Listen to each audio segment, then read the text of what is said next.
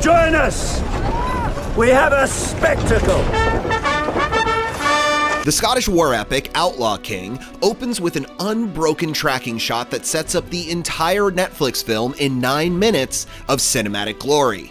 Your IMDbrief breaks down why the filmmakers did it and why it belongs among the most epic tracking shots in film history.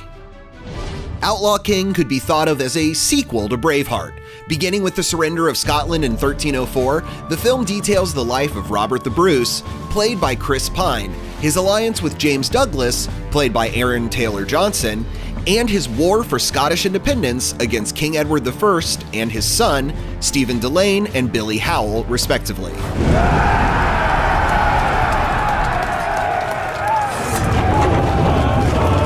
Now you can accept the surrender.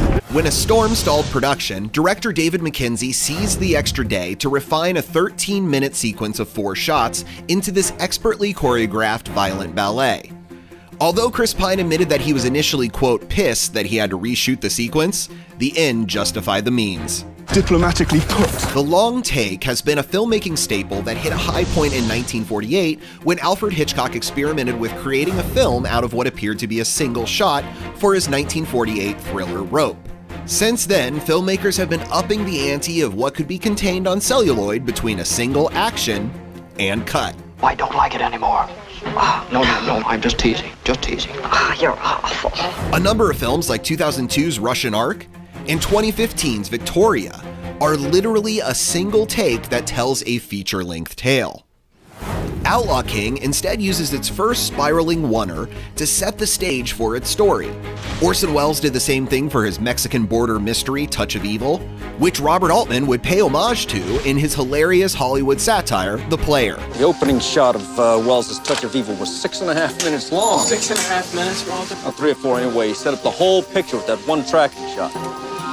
Swashbuckling and fisticuffs also sizzle in a single long take because the choreography has to be so precise and you can't hide any errors with a cut. That's why Pine was, quote, terrified to capture the sword fight with Billy Howell in one fell swoop. How much have you had to drink? Not nearly enough. For more hand-to-hand combat, check out martial artist Tony Jaa's stair-climbing video game combat in The Protector, or director Park Chan-wook's masterful hand-to-hammer hit-em-up in Oldboy.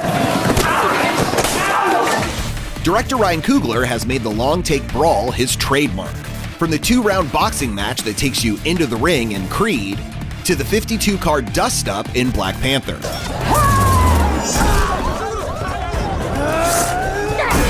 Director David Mackenzie made Outlaw King all the more difficult with a fiery finale from a trebuchet, much in the same way that Stanley Kubrick complicated his trench walk in Paths of Glory with mortar explosions,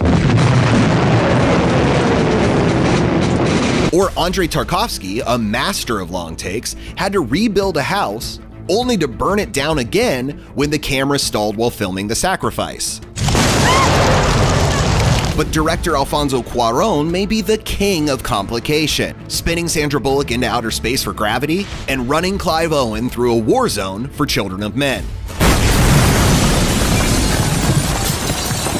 You can add Outlaw King, Children of Men, Rope, and all of our favorite long takes to your watch list. And check out IMDb's Through the Lens episode on director Joe Wright's tracking shots for more cinematic breakdowns.